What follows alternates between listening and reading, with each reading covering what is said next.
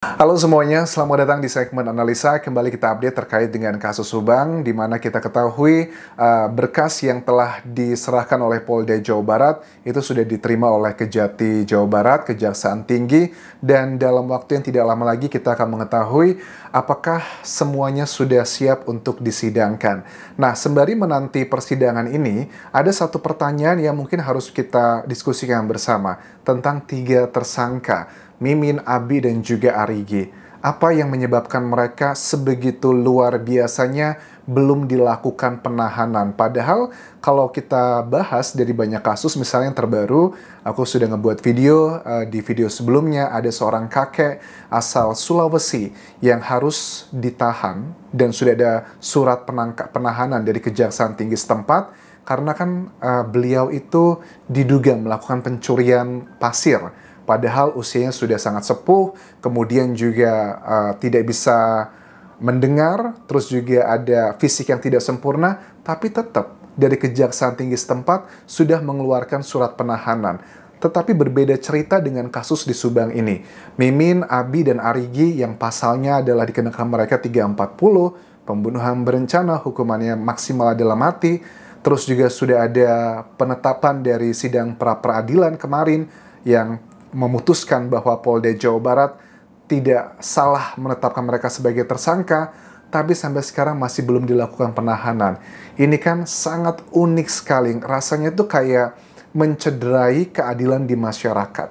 Ya, itu bagi yang kontra dengan keputusan dari Polda Jawa Barat yang belum melakukan penahanan kepada 3 tersangka. Tetapi bagi yang pro dengan Polda Jawa Barat berpikir bahwa nggak apa-apa Anjas, mereka tidak ditahan karena ini adalah strategi yang dilakukan oleh Polda Jawa Barat untuk membongkar kasus ini agar lebih banyak alat buktinya. Atau ada juga yang lebih skeptis mengatakan bahwa ya mereka tidak ditahan karena belum ada alat bukti yang kuat. Well, apakah coba kita bahas dulu dari yang skeptis.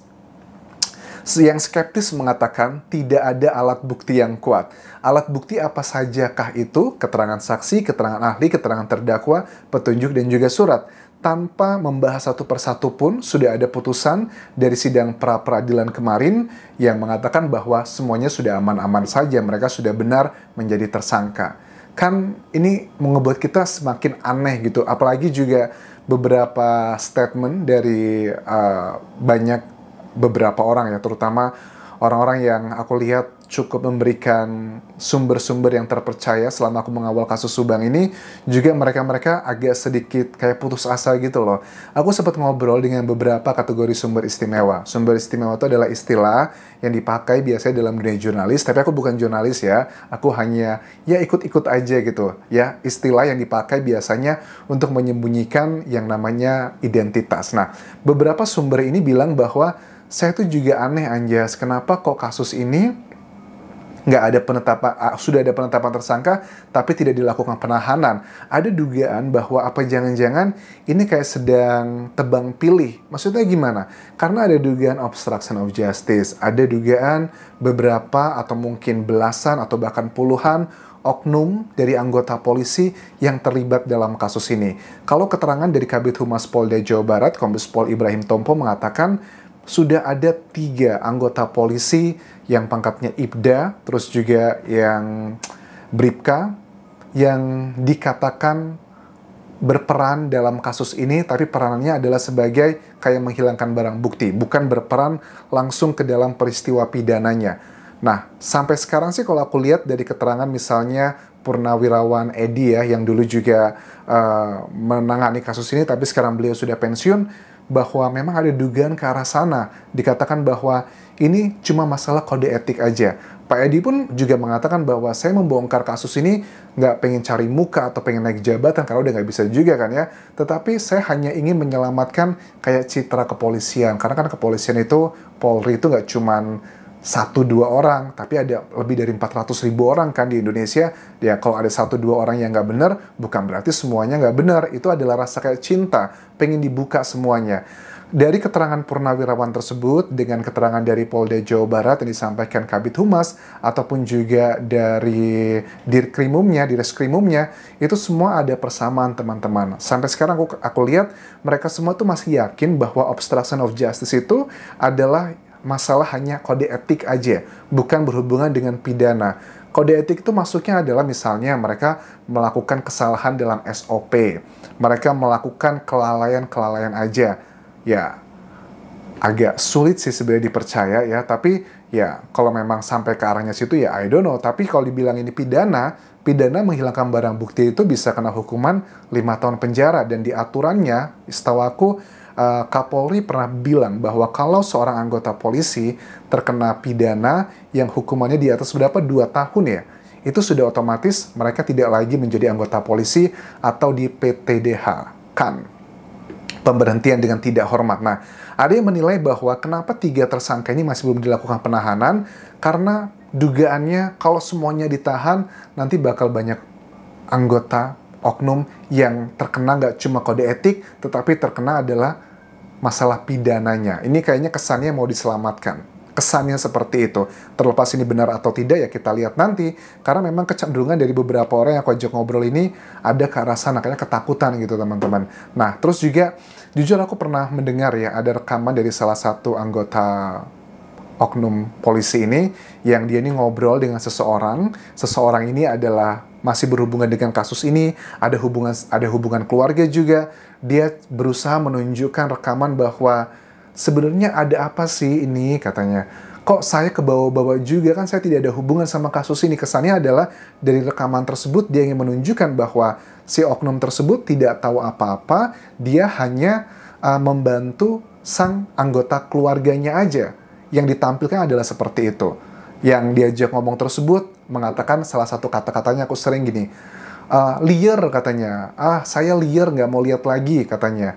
Dikatakan begini, itu bukan di YouTube, itu bukan dari konten kreator atau dari media, tapi yang ngomong langsung adalah Kabid Humasnya.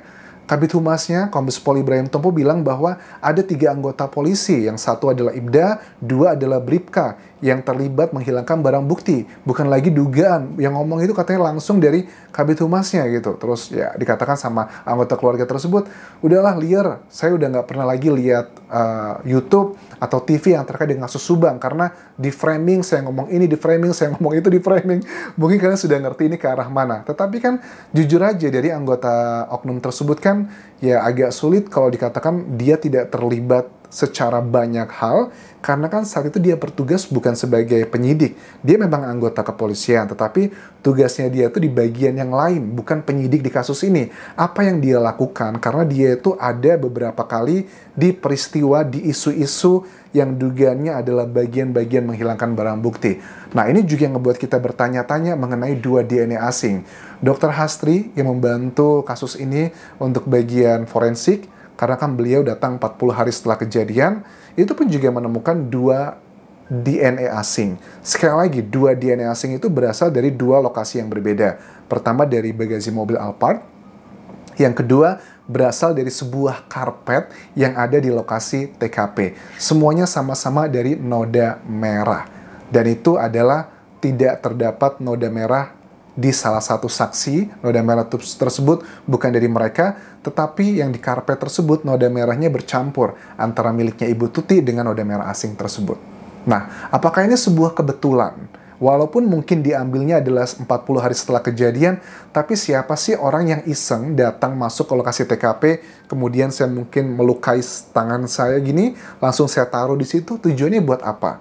Tapi kalau untuk yang mobil, itu juga, I don't know, kita coba dengarkan penjelasan nanti dari dokter, keterangan ya ahlinya ya siapa, apakah dokter atau tim yang lain, kita lihat nanti. Dugaanku sih pasti bakal dokter ya, karena kan berhubungan dengan DNA. Noda merah yang di pembuka bagasi itu kalau secara pikiran orang awam, karena kita lihat mobil Alphard tersebut diparkirkan itu aku lihat beberapa kali ada teman-teman YouTuber yang men-shooting, itu kan diparkirnya di tempat terbuka, di area parkir yang tidak tertutup. Bisa aja ada orang iseng mau mencuri masuk, apalagi ini kejadiannya sudah 2 tahun lebih kan ya. Itu kan bisa aja kebuka, mau coba-coba iseng masuk, tangannya tercuil, kena di situ.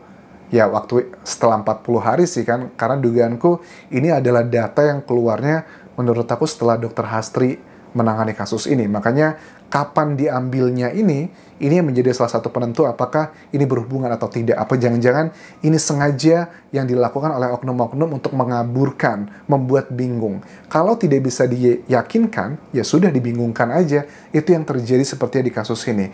Ya sudah, itu dulu yang bisa aku update mengenai kasus Subang. Mudah-mudahan Polda Jawa Barat dan juga Kejati Jawa Barat diberikan kemudahan dan keberanian untuk segera menyidangkan kasus ini. Karena sudah terlalu lama, masyarakat sudah jenuh ya bahwa keadilan di Indonesia tuh kayaknya berat banget. Padahal sudah banyak alat bukti, seabrek-abrek. Dari dulu sudah bisa menjadikan mereka tersangka. Tapi sudah jadi tersangka pun ternyata mereka tidak bisa ditahan. I don't know apa exactly what happened. Thank you sudah menonton video ini. Sampai ketemu lagi di video berikutnya. Dan tinggalkan like, sertakan juga follow Instagram, Facebook, dan juga akun TikTok Budi Anjasa Sumara. Sampai jumpa semuanya. Bye.